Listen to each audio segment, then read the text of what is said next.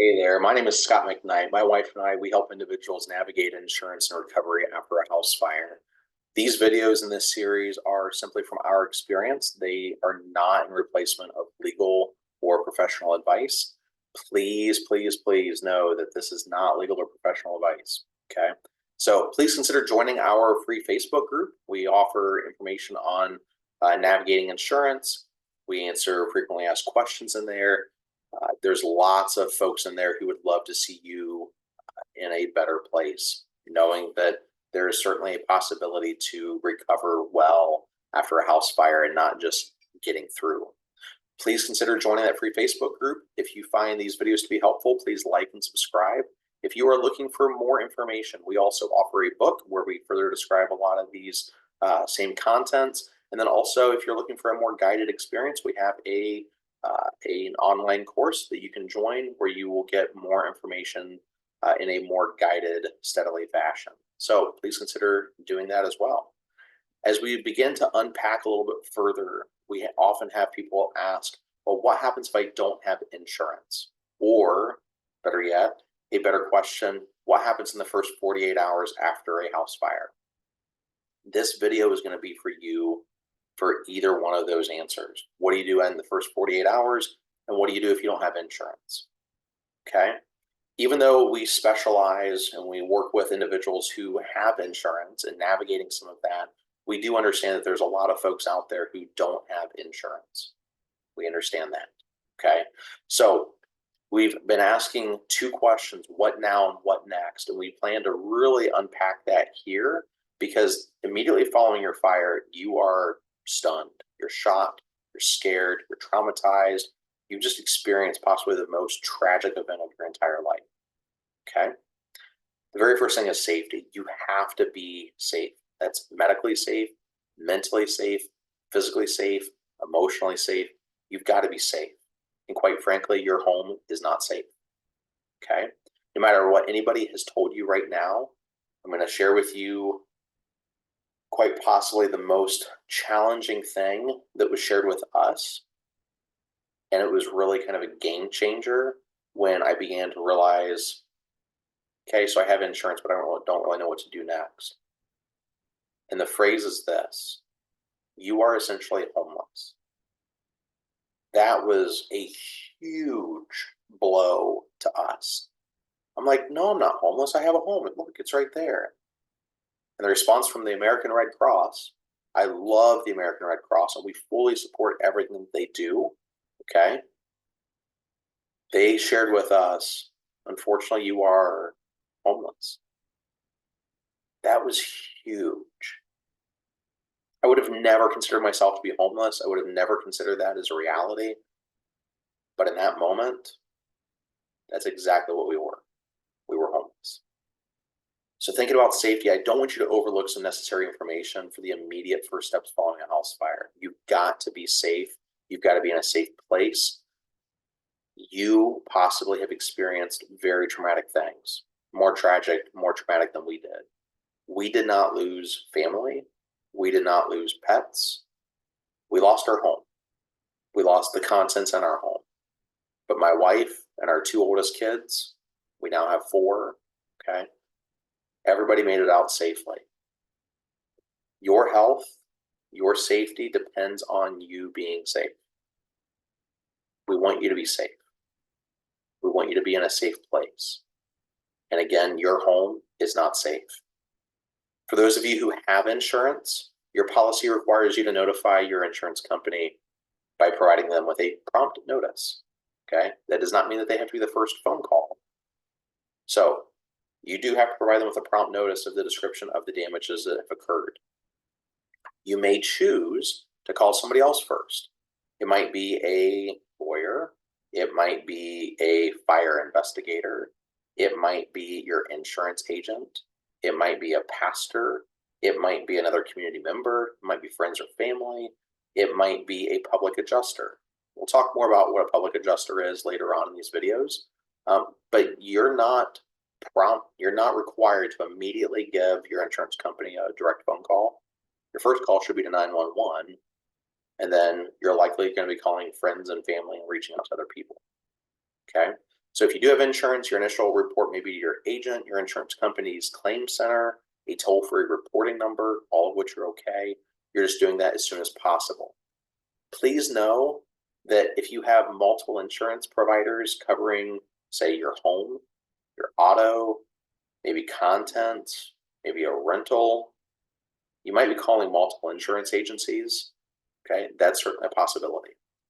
But you're gonna be providing some basic information. Your insurance company is going to ask you for some basic things, and here's what they are going to be asking for at bare minimum. They're going to tell you do not enter the residence because it's not safe to do so until it's been cleared by a fire investigator or the fire department. Okay. You need to ensure that you have a safe place to go, as your house is not currently a safe place. Quite frankly, it's not a safe place. All right. And you need to seek medical or mental health care should you or your loved ones need it. Again, you might have some other things that they're going to ask, but that's going to be some basic stuff.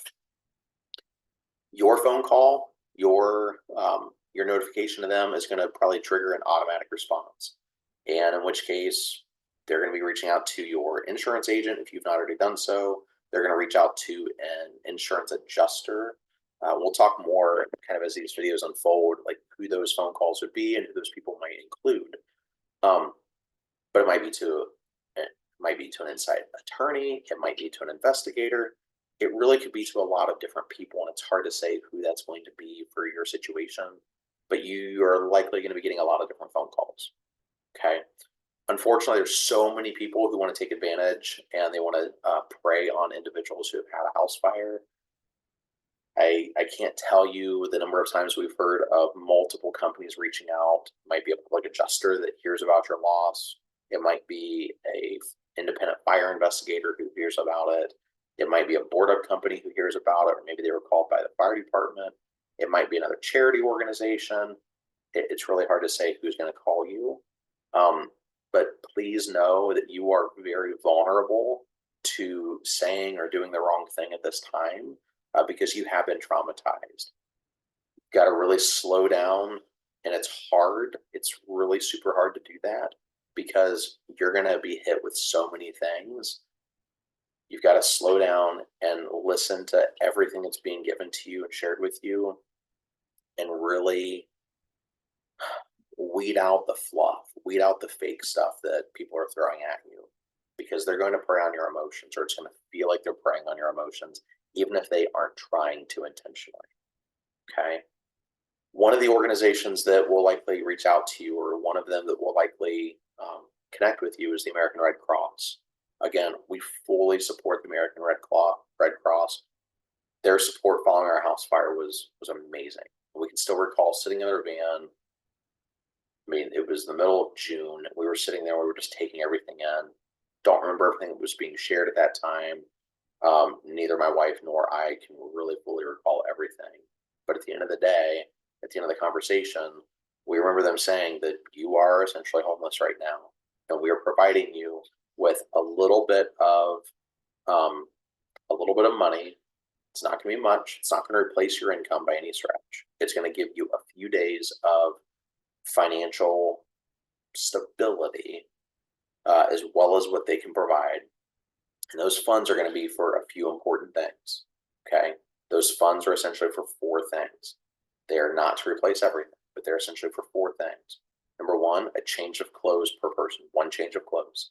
And that also includes underwear. You need to buy diapers for infants and toddlers. So you need to buy 1 pair of clothes at least, plus underwear, plus diapers for your kids. 2, you need to buy toothpaste, toothbrushes, deodorant. Okay? Toothpaste, toothbrushes, deodorant. You need that. A hotel is going to have soap and shampoo. They're going to have a few other things there that you might, that you will need. They might even have toothpaste and toothbrushes. But you're going to want toothpaste and a toothbrush and some deodorant following this. 3, it's going to at least give you a night to stay in a hotel. It's not going to give you the nicest hotel, but it's going to give you a really comfortable stay. You need to be in a safe place. Okay? You need to at least stay for 1 night. If not, stay as long as you need to financially until you can be in a safe place again, whether that's in a trailer, whether that's in a RV, whether that's in somebody's, a friend's home, a rental, so on and so forth. 4, you need to save the remainder for any food and fuel because you're going to need transportation back and forth to home, to work, to church, to schools, so on and so forth. You're going to need to save that money. Okay. Again, do not make big decisions. Do not make rash decisions during this time. You need to be slowing things down and taking your time with things. Okay. Another thing that you're going to want to start thinking about in these first 48 hours is inventory of your home. Please, please, please slow down on thinking that you have to fix everything in this time. Your insurance, if you have insurance, your claim is going to take months to years to resolve. If you didn't have insurance, the repair afterwards is going to take a long time. This is not something that's going to take place quickly. It's going to take time. But one thing you can do, and this is something that we chose to do, but you do not have to choose to do this, is that in the immediate aftermath, while you're sitting in a hotel room and you're reflecting and your mind is going a million miles a minute, try to be creative. Be creative with your time. Chances are, if you're in a hotel, they have some copy paper down at their front desk. Ask them for that. Okay? Ask them for, say, 5 to 10 pieces of paper. Staple it together. And what is that going to be for? You're going to start creating your own inventory list. Maybe you want to use that for journaling. Maybe you want to use that for thought reflection. That's fair too. But if you want to choose to begin thinking about your inventory, I would encourage you to start thinking about the rooms that were missing. So if your home was completely destroyed, maybe you don't have to think too much about this. Maybe your insurance company will provide you with a total loss. That would be amazing, and that would eliminate a lot. However, for the majority of us, even if your home was significantly damaged and destroyed by fire, we had over 25% of our home that was lost as a result of the fire. The rest of it was completely destroyed. But if your home is similar to the majority of individuals, you're going to have to replace, you're going to have to restore, you're going to have to repair what's already there. So, as an example, our garage was completely gone. So, when we were in the hotel, I started mentally writing things down. I would mentally kind of go around the room, but I began writing things down. And what I would do is I would start at the doorway. I would pick a door, start at the door, or start at a corner, and begin to move clockwise around the room. Okay? And begin to mentally piece that room back together. And it includes a lot. And honestly, things you totally forget about, like trim. Did I have a deadbolt? Did I have just a single entry door, or like a single, door, single lock? Did I have a bar, safety bar? But as an example, in a garage, you've got shelves, you've got fuel, you've got paint, you've got solvents, you've got bicycles and tires and tools and lumber and potting mix. There's so many things that we just totally forget about, and it's hard to put all those pieces back together. As an example, you're not going to do this in the first 48 hours, but as an example, as you start thinking through like various things that were in your house, it's going to be hard to mentally reflect back on what those things were. In hindsight, we should have gone through and videoed every single room in our house to just give us something to jog our memory with. We didn't do that. So how do you figure out what was in your home if you have things that are completely missing? In our book, we do have an appendices that further describes like what are some common items in different locations. In your garage, offices, bedrooms, kitchens, dining rooms, laundry rooms, so on and so forth. The reality is almost all of your items in your home, unless doors were closed and things were able to be knocked down appropriately in time, there's a lot of things that are going to be destroyed and not salvageable. Okay. Your insurance company is going to go through and tell you about some things that could be salvageable, that may not be salvageable. It's going to take time. It's not something that's going to just be over and done with like that. So please know that. Lastly, we just want to quickly touch on family, friends, and loved ones. Okay. This is not for family, friends, and loved ones. This is specifically for you because you've gone through a traumatic event. You have. You're going to have a lot of people who want to just reach out and offer support. You may not want to accept support from everybody. We would caution you on accepting support from everybody.